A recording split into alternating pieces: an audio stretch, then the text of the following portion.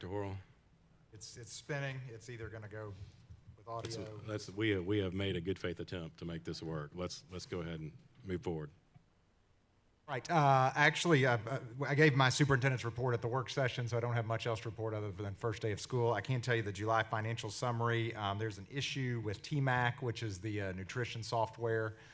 So we were not able to put together the July financial summary either, but we'll have that at the August meeting. We have any questions for the superintendent, Ms. Thomas? Did our enrollment numbers change appreciably from last week? Do you have any numbers on how many registered since last week? Since last week, I don't believe I've gotten a Okay. update since then. Any other questions for the superintendent? Dr. Horrell, we've look like you have something to say. Okay. We have spoken briefly about this, but would you mind just kind of giving everybody an update of the busing situation and how it typically works, and you're aware of issues and those types of things? Sure. I mean, as I noted to the board, it's not only is it not uncommon, it's common that during the first week of school, there are issues with the buses. Basically, that is because it is an imprecise art. Bus routes are loaded with basically every student in the school. Some people think that you have to request a bus and you only get a route if you request a bus. But our system is set up so that every student that wants to ride a bus is routed to ride a bus, and then those bus routes are adjusted based on the number of people that actually wind up riding the bus. They do change a little bit every year because the population of the schools changes every year, and I know sometimes it's frustrating for parents. They used to have a stop that they really liked, and then that becomes a new stop, and that has a lot to do with just how many students are not just riding the bus from that address, which we don't really know till school starts, but are living near those addresses. And then they take things into factor like, you know, the ability for the bus to make right-hand turns, to not have to turn around, to not turn left into traffic. You know, how far does the student have to walk? Are they walking on one side of the street? So it is something that they spend, obviously, quite a bit of time working on. And invariably, there are issues. Sometimes those issues have to do with bus drivers getting used to the routes. You know, the first days, kids don't know the procedures, so each bus stop takes a little longer. Sometimes you have what happened today, a bus breaks down. That could happen anytime, not just the first week of school. I will say that's compounded by the fact that right now, like a lot of service industries, we do have a shortage of bus drivers. So we don't have as many bus drivers as we would like to start the year. That typically smooths out as well. So I realize it sounds like I'm just making a lot of excuses for the buses, but what I am saying is we're not resigned to it. We spend a lot of time working on it and responding to it and logging it. However, it is, I hate to say it's a fact of life, but it's something that we tend to deal with, particularly as we work with a larger fleet of buses. We do share buses with other school systems. That's part of what makes our bus system shared services more affordable for the district, that we share routes with Arlington. And again, what happens at the earlier, you know, at the high school can impact the pickup times for the middle school. So it's imperfect, but we are working on it, and we'll try to make the adjustments as quickly as we can. Is there any objection from that? Ms. Foster would like to speak from the get.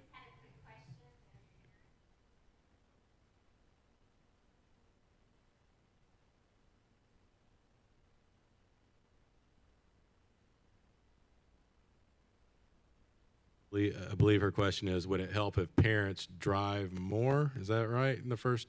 Yes, I've had parents ask me, should I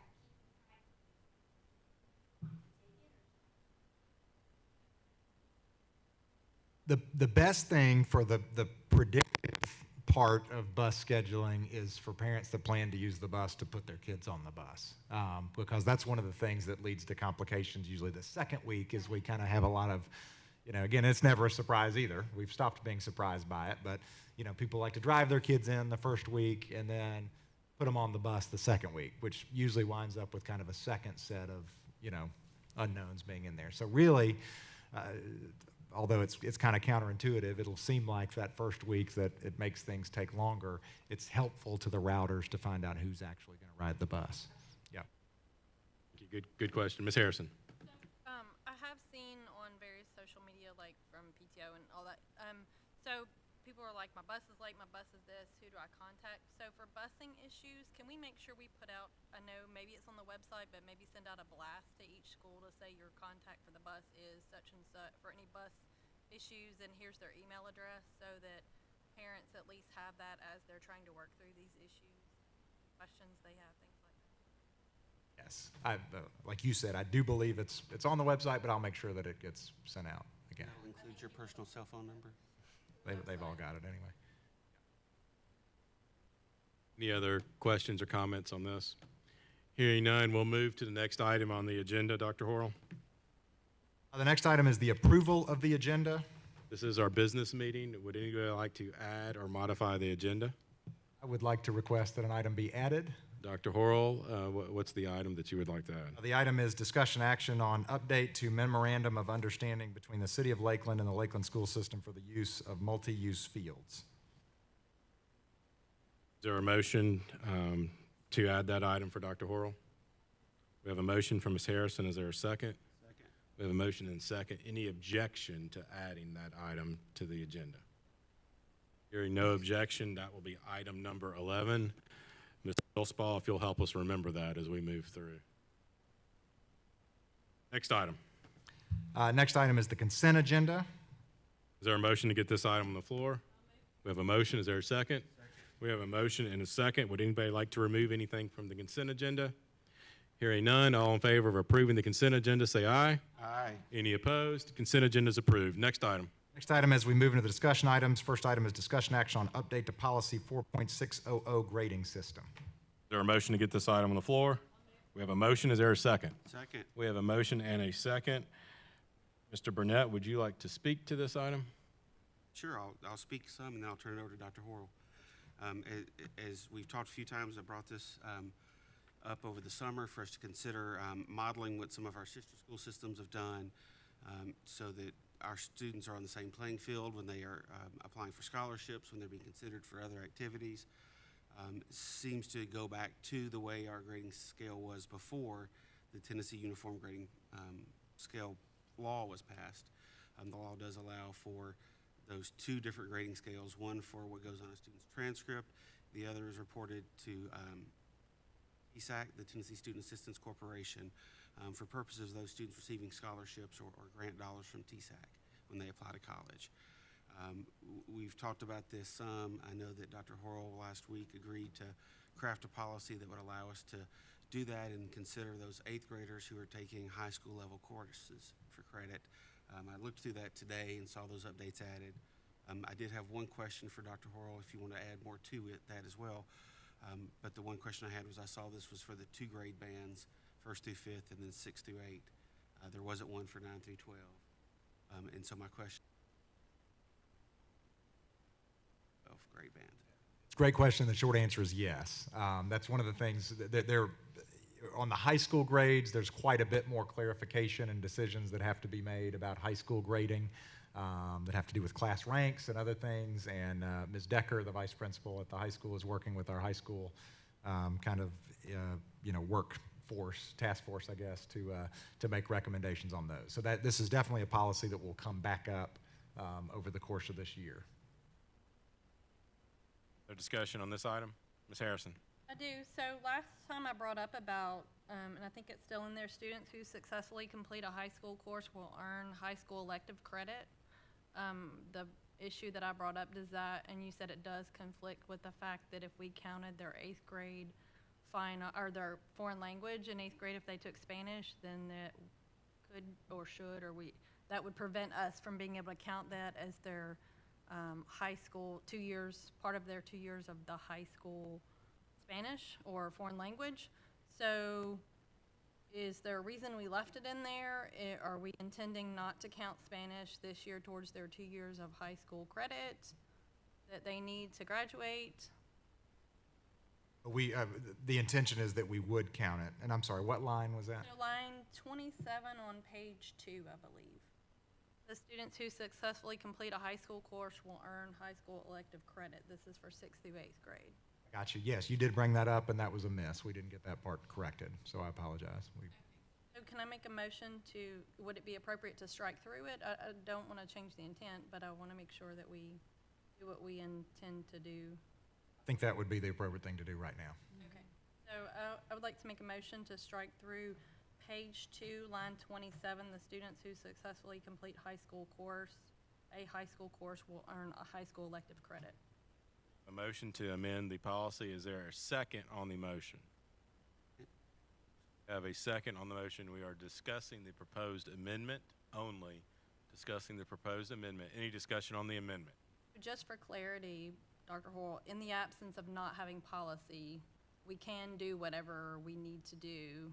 I believe that to be true, yes. Okay. Further discussion on the amendment? Hearing no discussion on the amendment, all in favor of the amendment, say aye. Aye. Any opposed? The policy has been amended. We're back on the main policy as amended. Any further discussion?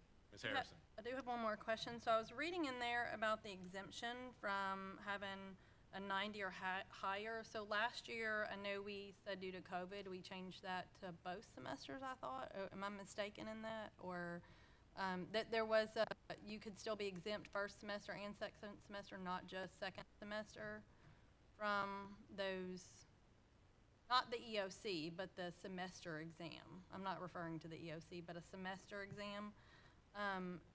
And it was, the concern was the excessive absences, quarantines, whatever that had to happen due to COVID, that those absences wouldn't penalize a student and prevent them from being, if they had a 90 or higher, from being exempt from the exam. But when I read in here, it looks like it reverted back to only the second semester. Am I reading that correctly, or am I taking it out of context? Which paragraph were you on? It's on page 4, line, I think it starts on line 6. The attendance part, I don't believe there was any change to the, was there?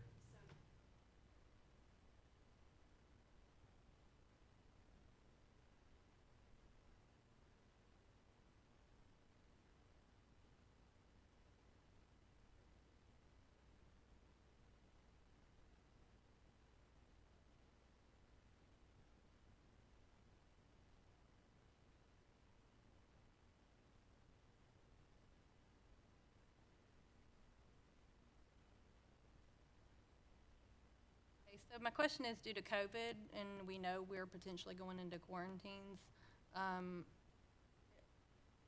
for the board, is there desire to have the exemption again first semester and second semester if you have a 90, or was it, because if I read this, you can only do it second semester. Am I wrong in that? It reverted, that's how I believe that's how the 8th grade has been. Yes, right, except prior for last to COVID, year. except for last year. Yes. So I guess that's my question, is it that the board's intent, and I have not asked what other surrounding school systems are doing. I guess I'm more asking, is the intent to go back to always having to take first semester and not having to take second semester if you're exempt? And is that similar to what the surrounding areas are doing? Or have they gone all to exempt first or second semester? I don't know the answer to the surrounding areas because we were mainly making revisions based on the grading scale, and the board's intent last year was to have the entire paragraph sunsetted. So it was not my thought that the board intended to revert back to the first semester exemption, but we certainly could if that's the desire of the board, or I could get some more information about what other districts are doing if that was desirable. I do have concerns about some students. I mean, if you're able to maintain a 90 in the class, and there may be, we don't know what the Delta variant's going to look like. We don't know what their absence situation. If they have a 90 in the class, do they need to take a test at the end of the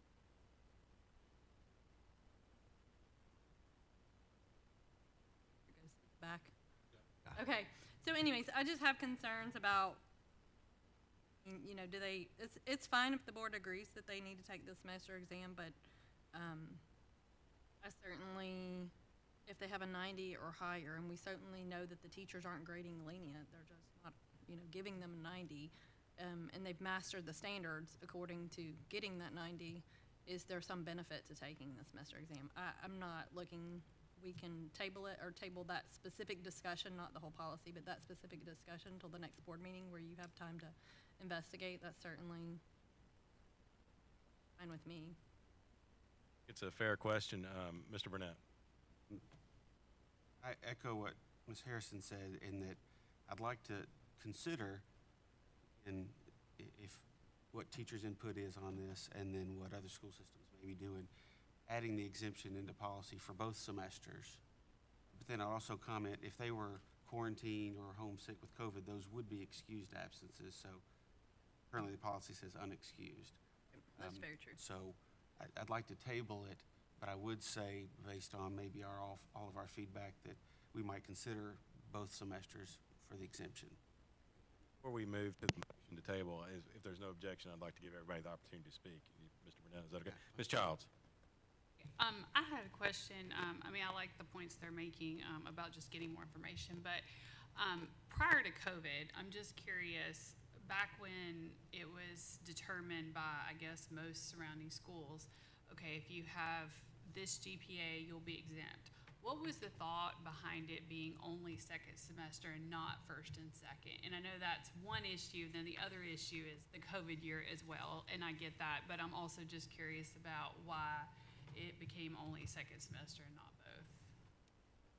I think I can't speak authoritatively to it because I wasn't in any sort of decision-making, situation. I wasn't in the room where it happened, I guess, at that point. But I think the thought was there was some kind of, the conflict between people about getting rid of exams. Is it good for students to have to learn to prepare for an exam? So I think one way was kind of a compromise. Yeah, we want to give them some motivation, but we don't want to take away the complete experience of learning to prepare for what a semester exam looks like, because we know that students will take those when they get to college. So I seem to remember that being maybe part of it. Do you want to, get rid of it altogether for students, or make sure that they at least have that experience?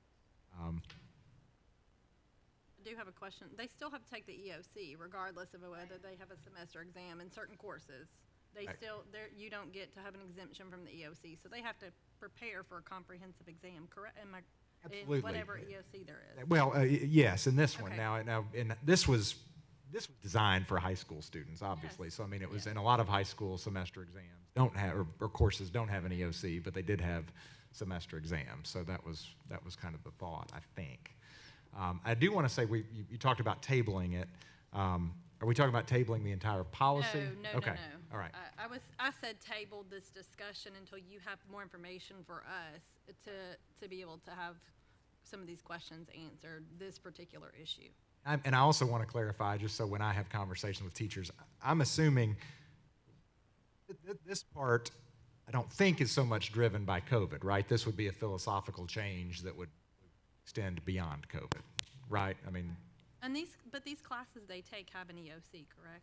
The classes we have this year have an EOC, or they take the National Spanish exam. Spanish 1 does not have an EOC. It's a National Spanish exam, right? There is an option to take a National Spanish exam. It's not required.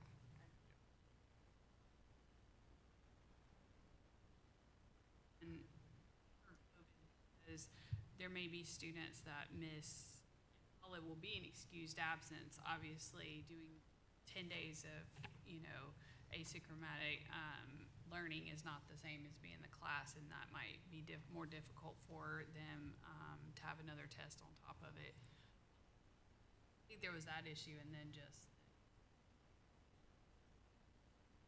But I guess my question is, as I talk to teachers about this potentially, am I talking to them about whether this is appropriate for this year or whether this is something that they want to be in place permanently, even in a regular year? Because I think it's two different. I would like feedback on what their opinion on either way is. Is it appropriate to have it during the COVID year, or is it appropriate to not have it at all? Is it appropriate to not have it during these COVID times because children are already having so many other anxiety issues surrounding COVID? So I think those are all questions that I'd like to hear input from the educators on. Yep.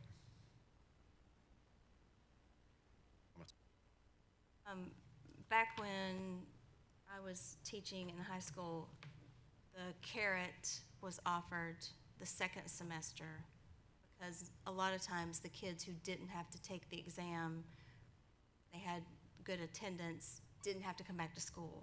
So that was why it didn't apply in the first semester, but it did apply in the second semester, because at the end of the school year, there might be a day or two when those kids don't have to report if they've had perfect attendance or whatever the rule was, and they didn't have to come back. So that may be the reason why this kind of policy, sometimes you wonder about the genesis of the whole thing. It could be where it came from. And then people thought, oh, that's a good idea. And then you began to wonder, well, why is it just one semester? So I think it was a out of school, done with school, summertime kind of thing. Any further discussion on the policy as amended? Hearing none, all in favor of approving the policy as amended, say aye. Aye. Any opposed? Motion passes. Next item. I'm going to make a note to bring this back to September board meeting with the thoughts on the exams. Okay. Next item, discussion action on policy 4.205, enrollment in advanced courses. Our motion to get this item on the floor. Move. We have a motion. Is there a second? Second. We have a motion and a second. Dr. Horrell? Okay, thank you for the extra time to work with the school staff on this one. Essentially, this was legislation that's required by new state law that is basically requiring that the criteria for advanced courses be codified in policy. And what we have done is basically just covered the ones that we need to cover for now. And again, we'll work with Ms. Decker and Mr. Adler on what the requirements are for advanced placement courses and dual enrollment courses and those kind of things. But for right now, we're just covering the ones that we have so we can be in compliance with the policy. And this details for both honors, as it says, a high school honors course or a middle school enriched English, middle school enriched math, it lists out the courses, talks about final report card placement test, and using TCAP and the committee that reviews the data to determine if the student should be recommended. So basically this puts our current procedure into policy. It also talks about notifying students who are eligible to enroll in advanced courses and discusses college level courses as well. That's boilerplate from TSBA. This is a new policy and it would require a suspension of the rules because this is technically the first reading because we didn't have it prepared work session. Before I get to Ms. Childs, do we need to suspend the rules to vote on this? Do you need this passed immediately? I think it would be appropriate to pass it That's now. helpful. Yeah. All right, Ms. Childs. I had two questions. The first question is, how much will TCAP factor, because it was kind of skewed, results that we just got for last school year, and some students might have scored not as well as they traditionally would with only having middle school students 3 days of in-person teaching. That's my first question. My second question is, I know at some schools, when it comes to high school classes, the whole policy, and then but a parent can also put them in. Is that something, high school classes, that we would consider or do? Those are my two questions. Yeah, I think what this is saying is, I don't know what the high school one would look like. I would have to ask. You're right. There are some boards that have that policy where a parent can override the rejection of the committee and say, I don't care. I want my student taking this class. And I believe most districts and kind of most legal opinions are that parents have the right to do that.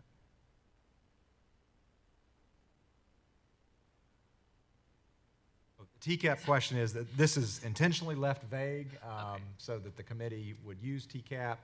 The state law actually says that the use of TCAP has to be discussed in the policy, so it was included there. So it would kind of depend on the year, I guess. Burnett. Before we should we move on suspending the rules first? We can. Is there a motion to suspend the rules? So moved. We have a motion to suspend the rules. What that means is our policy requires typically 2 readings for a policy to go into effect. The motion to suspend the rules should the policy be approved tonight, it would go into effect immediately. So that is what we would be voting on. We have a motion. Is there a second? We have a motion and a second. There is no discussion. All in favor of suspending the rules, say aye. Aye. Aye. Any opposed? Rules are suspended. We'll move back to discussion on the motion. And then I do Burnett. have a question. So Dr. Horrell, I notice on page 2, line 4, for post-secondary institution or online, if not offered on the high school campus, the board shall not be responsible for transportation. I do know it's the practice of at least 2 school districts in our county that upon occasion they actually have provided transportation. It's also occurred in Fayette County for their school system. Could we consider removing this from policy and then either adding some language that at the superintendent's discretion, or just not have it mentioned in policy so that you could go either way? A requirement of the law, I guess. I don't know if this language came directly from the law. My guess is that language is not in the law. I think it's probably put there to protect school systems from someone demanding transportation in a situation like that. To me, this doesn't read to say that you can't provide transportation. For example, if you had a critical mass of students where that made sense to do. I don't know if he has a different idea. I think my preference, just because sometimes things like that help protect us when it makes a demand, my preference would be to leave it in this case, because I don't think it keeps us from doing it. Lee, would you read that way?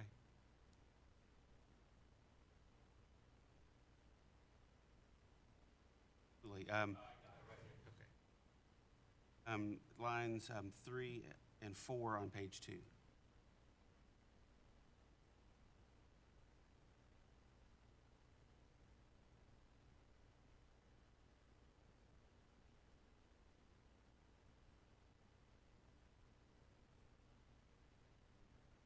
Right, great, thank you. I have one question. So, line 4 on page 1, it says, to enroll in these courses, students shall meet the following standards. So with it being that definitive as shall, does that mean if they don't meet those standards, they're not allowed to enroll in those courses? Kind of like Ms. Childs was saying, if the parent wants them enrolled. Does that stop the school system from enrolling them if you use the word shall? State the criteria, though. That's right. It says you Right. have to submit these things, but then it's up to the school to determine whether that's a good fit. To be considered for enrollment. So you have to do these provide things. scores, you have to provide a final report card, you have to take a placement test, but none of the specifics are, you still need to do them. It's just, it doesn't tell you what the tiers or the levels or the cutoffs are, because they're And I all so think different. part of, I agree with Ms. Thompson. I think part of what this does is says, maybe even if a parent does say, I'd like an override and I want to get into this class, at least we have the documentation that might say, we want to be clear here.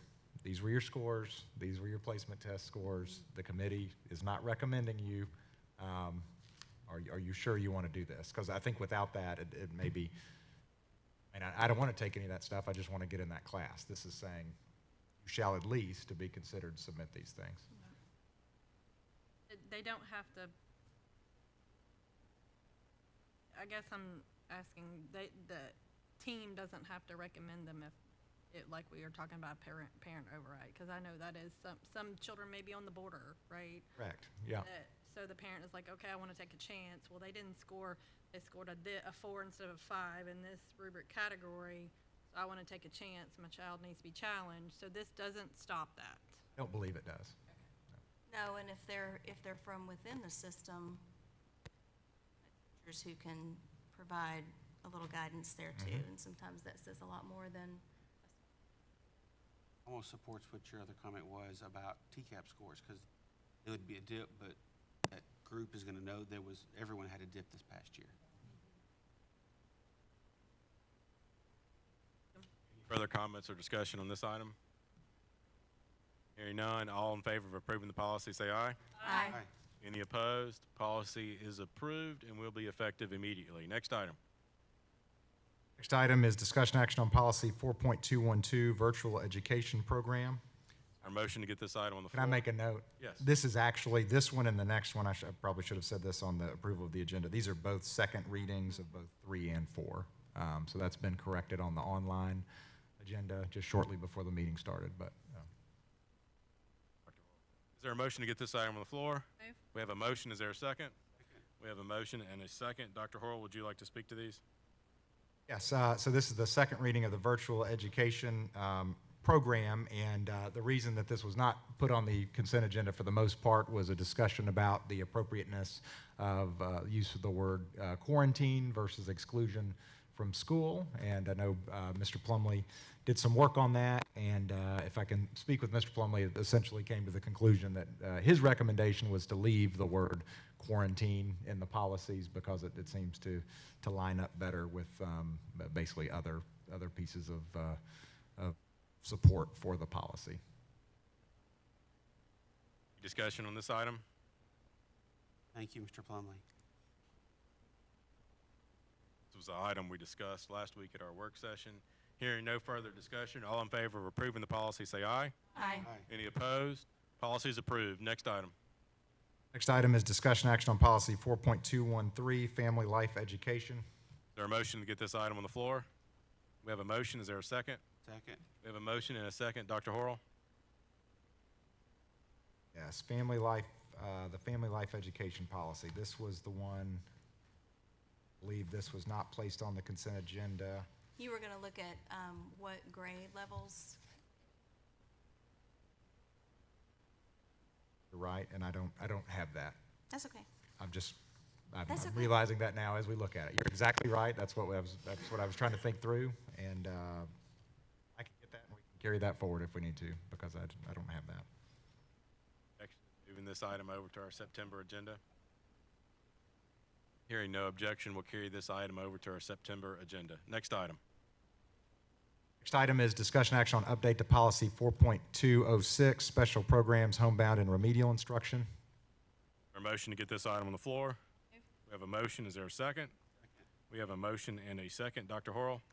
Yes, this was a similar issue in terms of the use of the word quarantine versus excluded from school. And Mr. Plumley came to the same conclusion on this one as well. Any further discussion on this item? Ms. Thomas? Just in the update, we refer to remote instruction, but we've referred to virtual education program in 4.212, and so I thought we should probably be, they should probably be the same if remote instruction is the same as our virtual education program, because I think the COVID clause is in the virtual one, so they're tied together. Makes sense to me. Yeah. That would be an amendment to the virtual online 23. Is that what we're? Right. Make a motion that we amend lines 22 and 23 to remove the word remote, include virtual instead. We have a motion to amend. Is there a second? We have a motion and a second. Discussion on the amendment only. Any discussion on the amendment? Mr. Burnett? Now, I'm relying on memory, so that's a faulty item. When we looked at this last week, is virtual education the only remote option, or are there other remote options that would be available to a student who is quarantining? No, I mean, based on if we're saying virtual and remote are the same thing per policy, that would be the only option. Yeah. So it's tied to the 4.212 that we looked at a minute ago. That's one of the bullets under virtual education programs, is if they're quarantining. I just thought they needed to be the same since they reference each other. Further discussion on the amendment? Ms. Millsbaugh? Thomas? Any further discussion on the amendment? None. All in favor of approving the amendment, say aye. Aye. Any opposed? The amendment is approved. We're back on the policy. Any discussion on the policy? Hearing no discussion on the policy, all in favor of approving the policy as amended, say aye. Aye. Any opposed? Policy is approved. Next item. Next item is discussion action on update to policy 6.200, attendance. There's a motion to get this item. Is there a motion to get this item on the floor? We have a motion. Is there a second? Second. We have a motion and a second. Dr. Horrell. This is basically a number of updates to the attendance policy as required by law. Ms. Pickens, our student services supervisor, has reviewed this to make sure that it is in line with our current procedures. You'll see a number of changes there in terms of what happens specifically based on the tiers. Some of this was based on changes to the law regarding what must be in the different tiers, and essentially I wanted to give her some additional time to review, and she said this reflects where we are.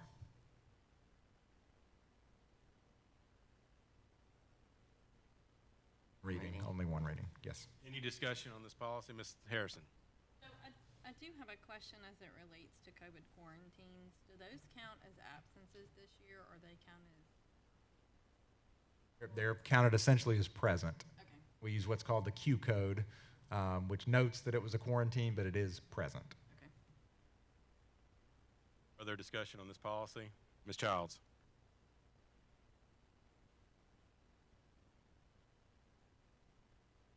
Sure, this is a state law, but I'm just want to clarify. So is it a state law where it's saying that the EOC exams, if a student's sick that day, let's say they have a fever of 103 or something, they have to go to the doctor that day and get a signed doctor's note to miss the EOC? Asking if it's in here, is that what you said? Well, I'm just asking where that came from. I'm sure it's a state policy and not our school, not personal, but our school district policy. Tell but me I where just you are, wanna- I'm so sorry. Page 5. 21. Yeah, page 5, yes, line 21.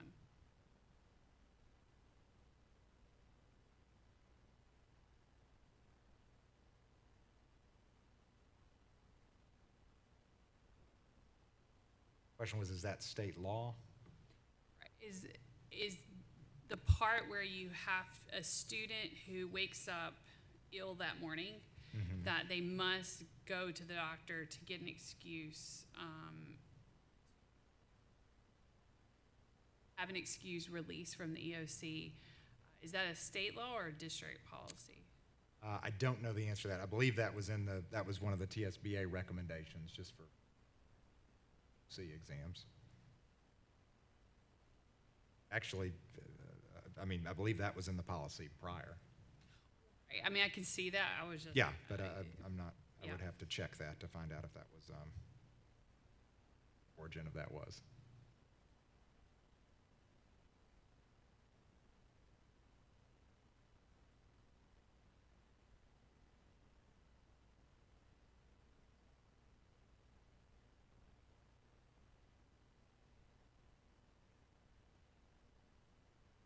Certainly could. Yes, I would prefer to know the answer because I know for a lot of parents, it can be hard last minute to get off work and take a student who's in high school, because there's only high schoolers take EOC, to the doctor that day.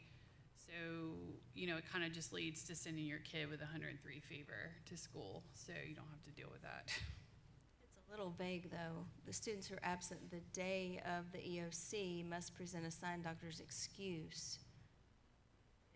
There's wiggle room there because it doesn't say it has to be that Well, that's that true. day. It could be Yeah. at some point, but Question, is this only apply to EOC and doesn't apply to TCAP? I thought that was interesting. It says state mandated test, but the TCAP is state mandated in addition to the EOC, but this only applies to EOC. I thought that would be strange that a law would. I agree. It clearly says EOC, yeah.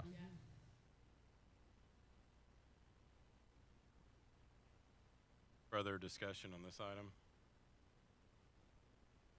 I'm not asking for a change, but could you, you or Mr. Plumley, send us an update on if that is part of state law or if that's just from the TSBA recommendation?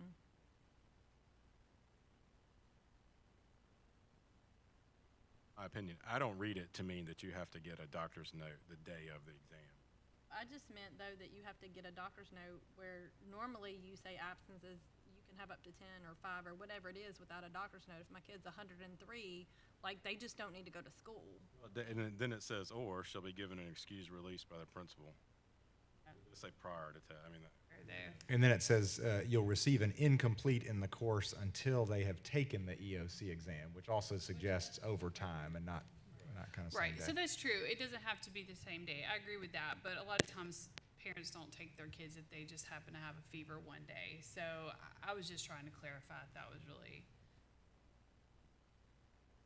And definitely look that up. Emily, you got that? We just want to carry this item over. I have no objection to the policy being as it is and just getting an answer to that question, because I don't think anybody's saying they want to change it. I just think they're just saying they want to just know the origin of it, if it's state law, if this is just a practice we have. That's what I took everybody's comments to mean, but maybe. Childs, is that your position? With that, I just wanted to understand where that language was coming from. And I know that's not part of this change that had been there. My preference probably would be to go ahead and kind of similar to the other one. Let's approve the changes to the policy so we can be in compliance with the new attendance law for the school year, and then we can place this on next month's agenda as well, and it may just be even an update, but we'll just have it there so it doesn't get past us. Objection to that course of action? Hearing no objection, any further discussion on this policy? Further discussion, all in favor of approving the policy, say aye. Aye. Any opposed? Policy is approved. Next item. Next item is discussion action on update to policy 5.3053, COVID-19 administrative leave.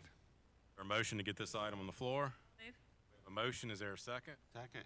We have a motion and a second. Dr. Horrell, would you like to speak to this? I would. I wanted to bring this for the consideration of the board. As the board knows and we discussed, we sunsetted COVID administrative leave basically at the conclusion of last school year. And what COVID administrative leave is essentially is what it was last year was that if an employee basically had to take time off work for either a positive diagnosis, for exposure to someone with COVID-19, or even to be a caretaker for someone with COVID-19, those days would not count against the employee's sick time. They would be covered by the school system. And we let that sunset, and I think that was the right thing to do. The question that's come up is if we have employees that are, in particular, the specific question that came up is if we have employees that are fully vaccinated. I'm sorry, let me go back. I think we contemplated not needing this because there was a thought that fully vaccinated employees at some point weren't likely to get COVID-19 and need to take time off. We know with the Delta variant and with the recent surge, we know that there are breakthrough cases and folks that are vaccinated have been diagnosed with COVID-19. So the thinking was, should we put back into policy that anyone with a COVID-19 diagnosis only, would be eligible for paid administrative leave for up to 8 days, which is basically the most working days that anybody would be out of work for a COVID-19 diagnosis. I will add to the conversation, this may complicate it, the question of whether or not this should only apply to vaccinated employees or both vaccinated and unvaccinated employees that receive a positive COVID-19 diagnosis. The way the policy is written right now, this would apply to both vaccinated and unvaccinated employees. There is a thought that if it only applied to vaccinated employees, that might, give folks an incentive to be vaccinated, which would potentially give us a better shot of having the number of staff that we need to run school. So I realize that's a lot in the introduction, but. Do we even know if we can do that legally as offer it to either vaccinated or unvaccinated? That part would be a question for Mr. Plumley to explore, and this was all kind of late breaking and evolving, so he has not had time to look at that, but I think that is the right question to ask. I would like to know the answer to that question before we discuss it any further, because that would educate a decision on the subject. If there's no objection from the board, I would like to give Mr. Plumley time to research this and bring it back up on our September. And Dr. Horrell, I'm assuming we can enact this retroactively. Yes. There are employees that might be affected negatively by not enacting it currently, potentially. I don't know what the rules are surrounding sick time, and if you use it, do you get it back? Things like, I don't know how their sick banks work. I don't know all those details. So I don't know if there's any negative impact that could be to an employee if they have to use personal time, sick time, whatever now, and then we made it retroactive with even time they may have with the state, any of that kind of stuff. So I want to make sure that we're not going to negatively impact employees by not. So right now, employees have been told that the status quo is no matter what, they'll be using sick time. So that would be if they're diagnosed with COVID-19, if they're out for exposure to COVID-19, that it would be on their own sick time. So you, no matter what you did, there wouldn't be a negative impact to anybody. You would have the potential, if you only applied it to vaccinated individuals, that there would be a positive, impact to those individuals if they contracted COVID-19. I guess I'm asking more about the timing. Like, so if you use your sick time, is there some detriment to accumulating sick time? Is there some, like, for an example, at some places of employment, you have a sick bank. If you use that sick bank this year, you don't get to roll over your time. I understand what you're saying now, I think. We don't have a sick bank. I don't think there would be any detriment. I think they would use their sick time, and if this policy was passed retroactively, maybe you used 6 of your sick days, which is what the status quo is right now. If we pass this policy, we would go back and credit those sick days back to the employee.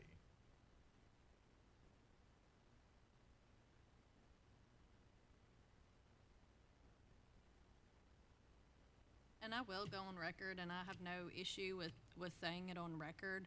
I feel like the vaccines are a choice. It's a personal choice, and I don't feel like we should incentivize anyone to get a vaccine.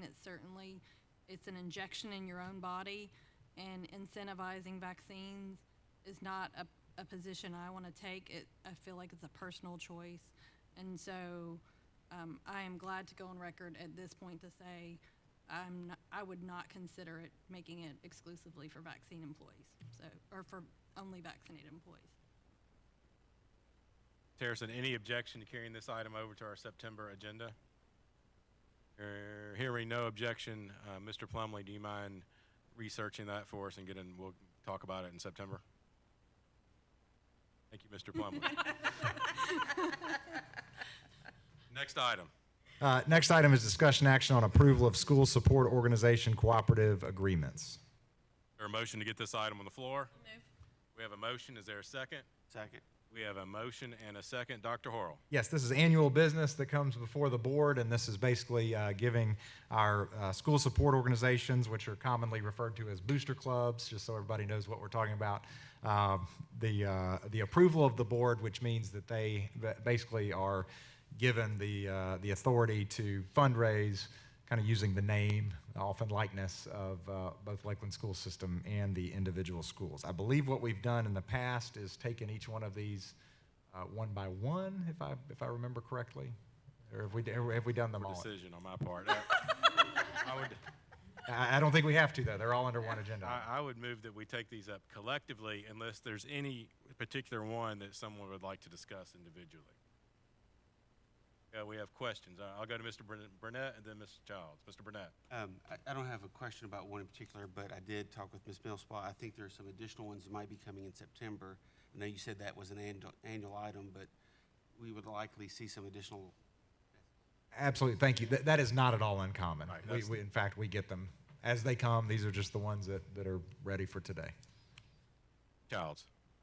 No objection to doing them as a whole. I just had a question. So we talked about this, I think, the last time this came up, but at what point will some of these change over to LPS, and then will it be, or do some of them need to have middle school added and they're gonna have separate high school ones? Like, how is that exactly gonna work? It's more of a general question.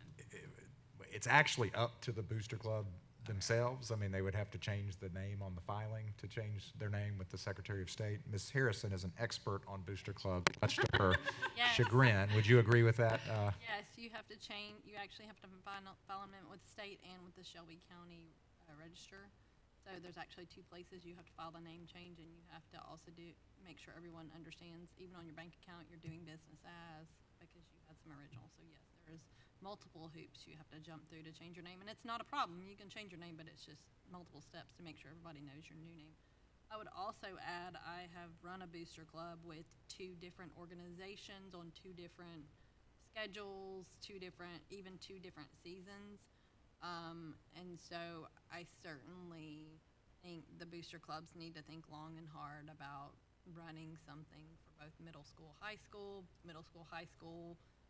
combination of 2 teams like soccer is boys and girls if they're gonna, so I think certainly needs to be a very strong discussion this year going into how they're preparing for the next year, especially in our annual meeting. they need to think long and hard about what it means, because it's gonna be fun the ninth grade year. It won't be really stressful, but once you get to all 4 years, it becomes a big monster to run something. You end up running it year round and then some. Has to decide whether they want the big club or whether they want to subdivide it. So Yep. you don't, it's not one size fits all. They all have to figure out how they want to work it. Correct. Yeah. We'll take these up collectively if there's no Yes. objection. No objection. Exciting. All in favor of approving the motion, say aye. Aye. Any opposed? Motion is approved. Next item. Next item is discussion action on superintendent evaluation. A motion to get this item on the floor. Move. We have a motion. Is there a second?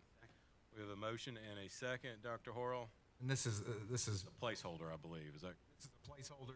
If there's any changes to the superintendent evaluation process, is an opportunity just to remind everybody to discuss that. I'm not requesting any changes. I did send the board copies, but I sent it rather late, so there was not a lot of time to review, but it is the same process that this board has used previously, and incidentally also sent the board evaluation. Question on this item? I didn't get a chance to review them, but I think we discussed at the last meeting that we made the measurement ratings the same, so they're. Confirm that, Okay. yes. They're both 6-point scales. Okay. Further discussion on this item? Action required. No action needed. The superintendent evaluation will not change. We'll move on to the next item. Next item is discussion on board evaluation. Is there a motion to get this item on the floor? We have a motion. Is there a second? We have a motion and a second. This is essentially the same thing. It's a placeholder. Are there any discussion or proposed changes to the board evaluation? Hearing no discussion or proposed changes, the board evaluation process will remain the same. Next item. Next item was the item that was added by the board. That's discussion action on the updated memorandum of understanding between the City of Lakeland and the Lakeland School System for the use of multi-use fields. Is there a motion to get this item on the floor? I'll move. We have a motion. Is there a second? We have a motion and a second. Dr. Horrell. Yes, so this essentially, this proposal of an update to the MOU, well, let me clarify. The existing MOU is between the school system and the city, and it has to do with basically governing the use of the new, what we now know is called the Lakeland Prep Athletic Annex that we had the groundbreaking for this past weekend. So that's the 5-field facility. There was an initial negotiation essentially on how the use of those fields would be split up in terms of time and who had the exclusive use of fields and at what time. This change came out of a discussion that I had with Pat O'Mara and Shane Horn, Pat O'Mara being the Parks and Recreation Director and Shane Horn being the city manager for the city of Lakeland. And the way we left it in the existing MOU was that for all 5 of the fields, school system had exclusive access to the fields, essentially from after school at 3 p.m. until 6:15. And then the city would take over all of the fields from 6:30 on until the evening. It was an equitable way to do it, but it's not a very practical way to do it. And in having discussion, kind of the sweet spot for a lot of activities right there around 6 o'clock. There's a lot of games that get scheduled. There's a lot of practices certainly that may start there or may start at 5:30 and go through 6 o'clock. But what we were kind of envisioning was scenarios where maybe the school system's using a field and they're in the middle of something and it's 6:15 and there's people from the city waiting for the school system to get off the field and vice versa. So there's a rush to this kind of shift change that needs to happen.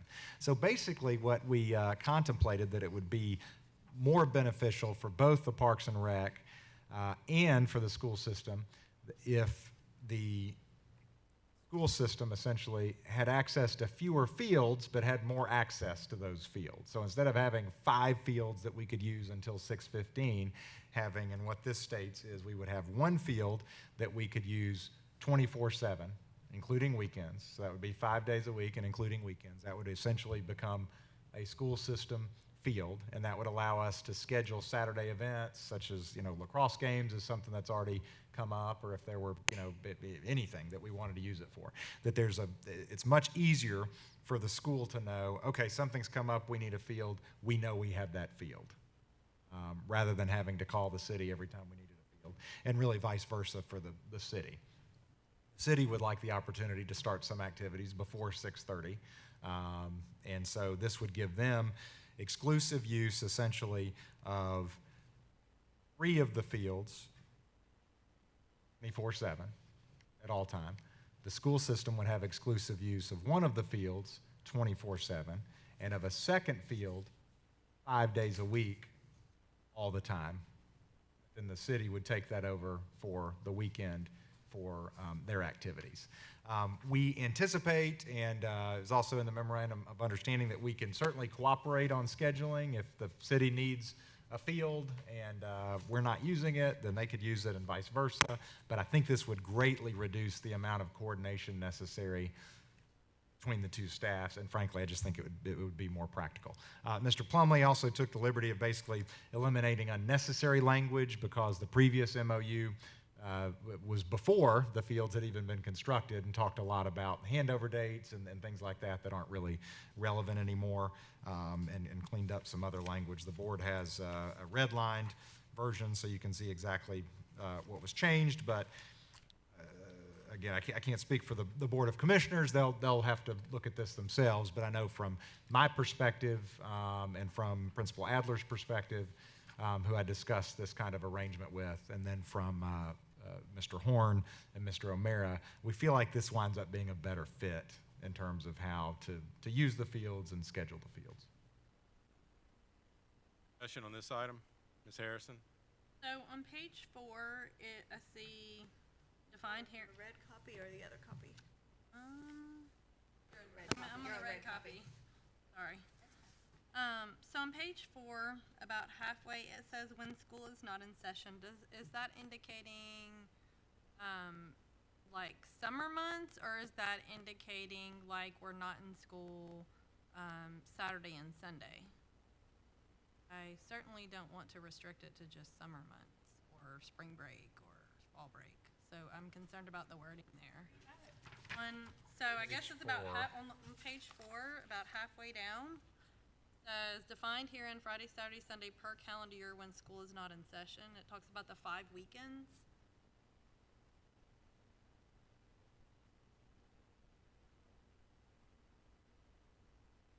I need to be reading the other copy. No, I think, No, you're give good. me 1 second. I think I know what this is.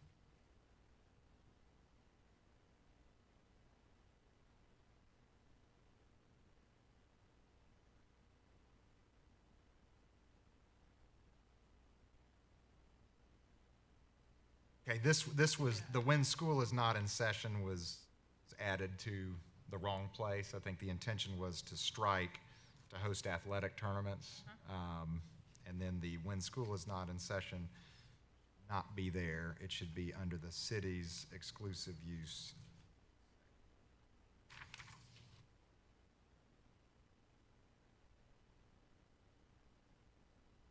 That would actually be more appropriate on page 3. Copy. The red copy. Cities shall have exclusive use of Field A, Field C, and Field E every weekday when school is not in session.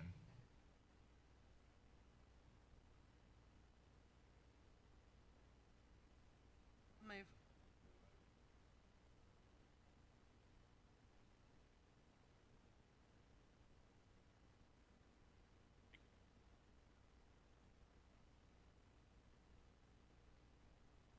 Actually, I'm sorry. Can we clarify? It would probably be better to say every weekday during times when school is not in session. Otherwise, I'm afraid it looks like so that's what we're trying to achieve. And that was one of Ms. Harrison's suggestions. And so would it also go down for the next sentence too, field B and D every, oh no, so that. Because that's ours, so we okay. could use it during school Okay. if we wanted to.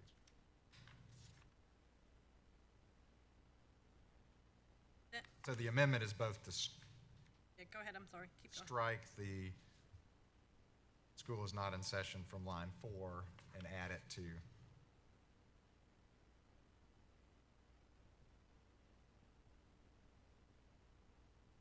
I believe we have. Yeah, I think Jeremy seconded it. Okay. Any discussion on the amendment? Favor? Aye. Any opposed? I have one more question. So I was trying to read and understand, so could you just clarify the background checks? So I know we have like the system we use at the school where they scan the, driver's license or whatever. So what has the city indicated be like for people that, or will they use our same background check system, or what has been the discussion about how to comply with that within our current processes? Just- oh, good.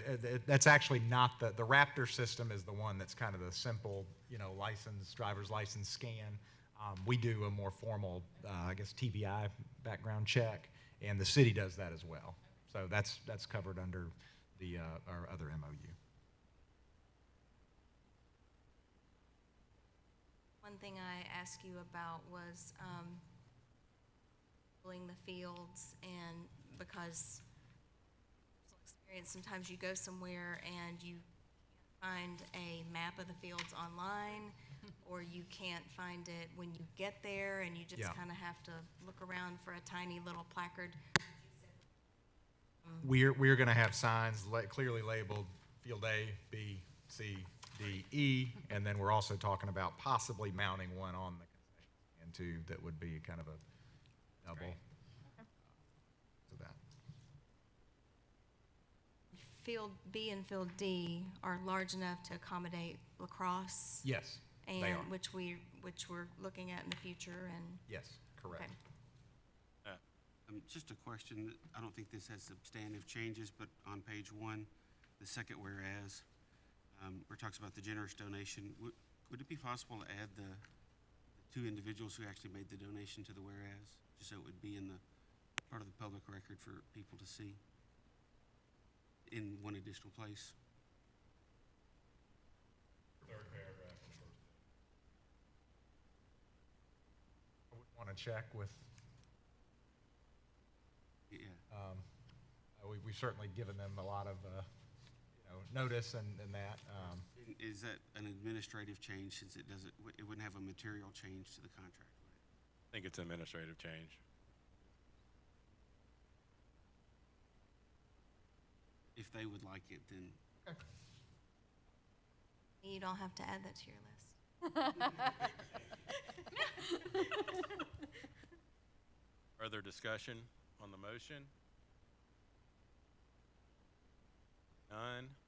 All in favor, say aye. Aye. Any opposed? Motion passes. Dr. Horrell, next item. No further items Hold on, before the. Miss- We did not. Oh, she Okay. caught it. That's why she gets paid the big bucks. We need to vote on the amendment. I don't believe we ever voted on the amendment. Is there a motion to approve the amendment? I'll move. We have I think we had a motion, but is there a motion? We have a second? second. We have a motion and a second. All in favor of approving the amendment, say aye. Aye. Any opposed? The amendment's approved. Back to the main motion. All in favor of approving the main motion, say aye. Aye. Any opposed? Main motion is approved. Next item. No further business before the board. Are there any announcements?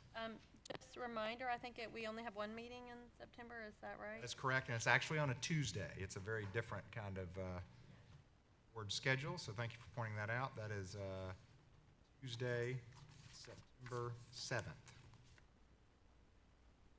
day after Labor Day. Any other announcements? I will add that most of you probably attended. We did the kickoff for the athletic complex, the annex. It is a fabulous facility. It's going to be a huge asset to our school and our community. And Dr. Horrell, job well done. It looks great. Thank you. Any other news that needs to come before the board? Hearing none, is there a motion to adjourn? I'll move. We have a motion. Is there a second? Second. We have a motion and second. All in favor? Aye. Any opposed? We are adjourned. We were all gonna. All right, I'm gonna try to hit stop on all this stuff. Hey, I'm Ted, not sure. Yeah, we were gonna sign the soccer balls tonight too. Plumlee has a lot of work. Let me get those.